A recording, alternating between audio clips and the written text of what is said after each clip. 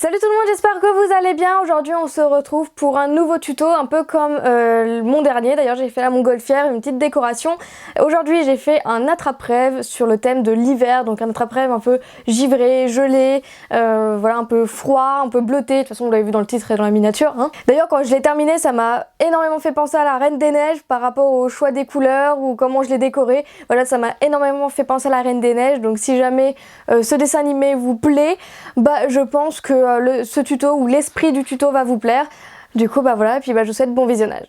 Je vais utiliser du blanc, du translucide bleu, du translucide de la marque Cernit. Il est vraiment très bien, je l'apprécie beaucoup.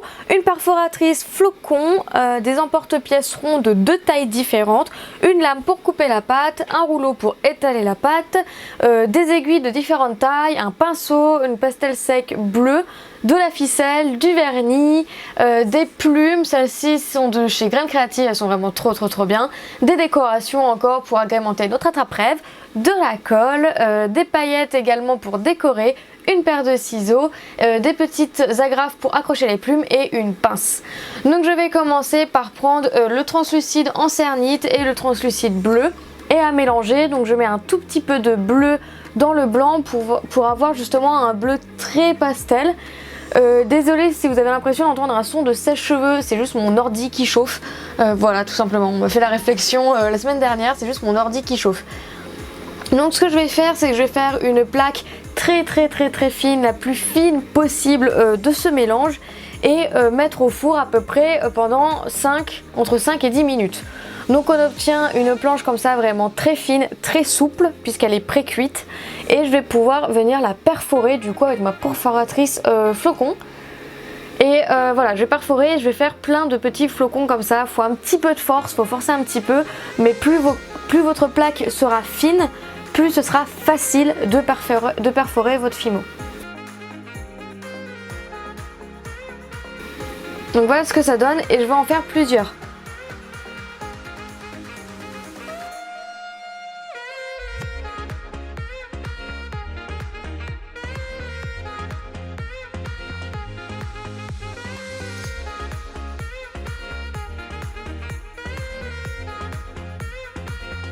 Voilà, une fois fait, vous pouvez mettre vos flocons de côté.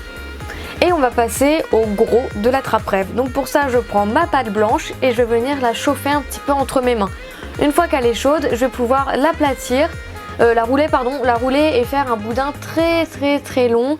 Pas trop fin, pas trop épais. En fait, on va faire les anneaux de votre attrape-rêve. Donc pour ça, je prends mon grand entre guillemets emporte-pièce et je viens mettre le boudin tout autour. J'avais pas d'emporte-pièce aussi gros comme vous pouvez le voir, du coup j'ai utilisé un couvercle d'une boîte. Donc voilà, et ça fait mon premier anneau. Donc vous voyez, c'est vraiment très simple de faire les anneaux. Après on raccorde un petit peu là où on a coupé. Donc c'est très important que vous faites de faire des cercles bien ronds. Ensuite avec ma pastel bleue, je viens gratter un petit peu la pastel. Je prends mon pinceau et je vais en mettre un petit peu partout sur l'anneau. Donc j'en mets au niveau de la jonction pour qu'elle soit moins en fait, tout simplement. Et j'en mets un petit peu partout pour mettre un petit peu plus de couleur. Donc voilà, je la colore pas entièrement, je fais juste des petits passages d'ombre. Je mets plus ou moins de pastel à certains endroits. Vous dosez vraiment comme vous voulez.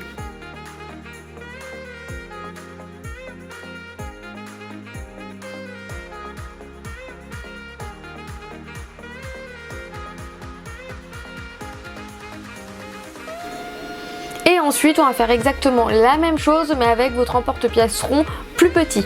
Et cette fois-ci je vais en faire 3 anneaux petits. On donne bien la forme ronde et pareil avec le pastel sec bleu, je vais en mettre un petit peu partout sur mes anneaux.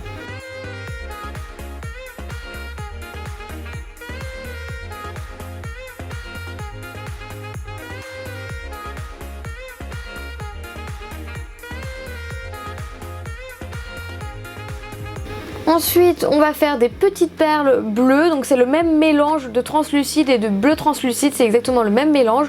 Je vais faire 4 perles, 3 petites et une plus grosse, que je vais venir forcément percer.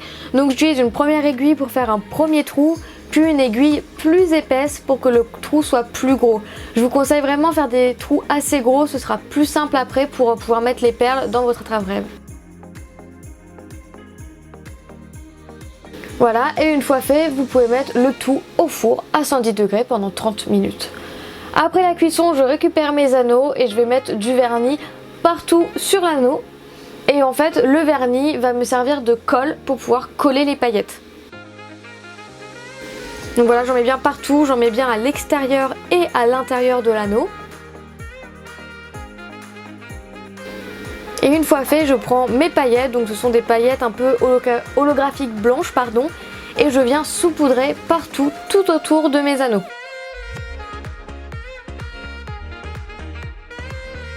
Donc niveau quantité de paillettes, c'est à vous de voir. Moi j'en ai mis la même quantité partout et j'en ai pas trop mis. Enfin je pense pas que j'en ai trop mis. En tout cas ça me plaît bien comme ça. Vous laissez sécher. Et une fois sec, vous pouvez passer un coup de lac pour cheveux si vous voulez fixer bien les paillettes. Moi c'est ce que j'ai fait. Et après je vais pouvoir commencer à mettre la ficelle autour de mes anneaux.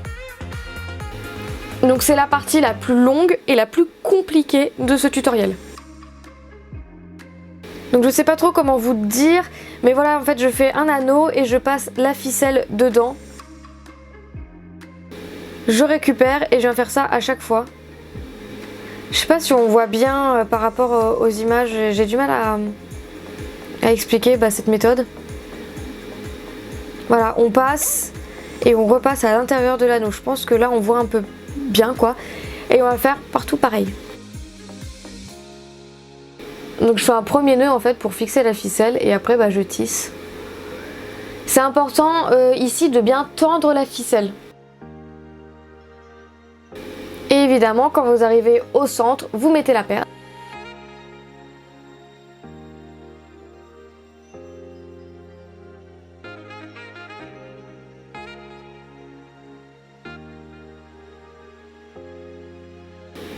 Et là on va bien voir quand je tends la ficelle, ça va tout de suite mieux.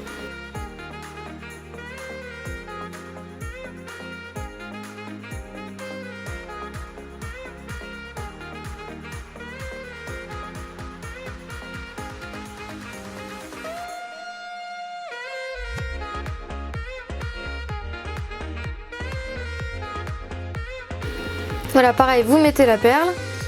Après moi je fais 2 allers-retours avec la ficelle dans la perle pour être sûr qu'elle ne bouge pas.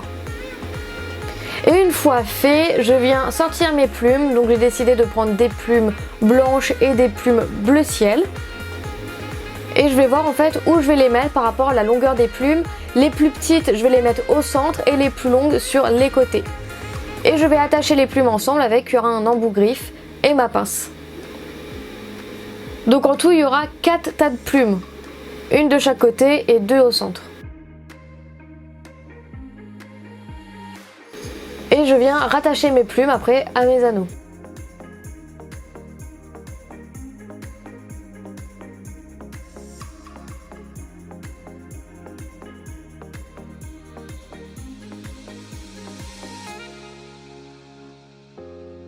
Ensuite je viens coller mes petits flocons sur mon attrape-rêve, donc je mets ça au niveau de la ficelle.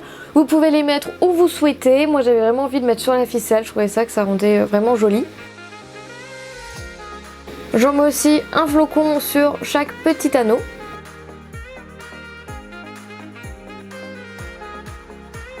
Et pour décorer un peu plus, je viens mettre des petites demi-perles au centre des flocons.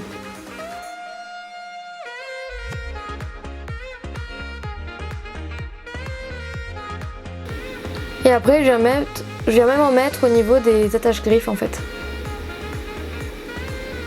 Et voilà le résultat. J'espère vraiment que ce tutoriel vous aura plu. Je suis désolée pour le bruit de fond, pour ma voix. Là je suis un petit peu claquée, je vous avoue. C'était un peu compliqué de faire cette voix off. J'espère quand même que vous aurez bien compris tout le tutoriel pour faire cet attrape-rêve. C'est pas compliqué, c'est juste très long je trouve, notamment avec le tissage à l'intérieur des anneaux. Donc j'espère que vous aurez bien tout compris. Si vous avez des questions en particulier, n'hésitez pas à me les poser en barre de commentaires. Je ferai une joie de vous répondre. Si vous voulez des tutos en particulier, n'hésitez pas aussi à partager ça dans votre commentaire. Et sur ce, je vous fais plein de gros bisous et je vous souhaite bon week-end. Salut!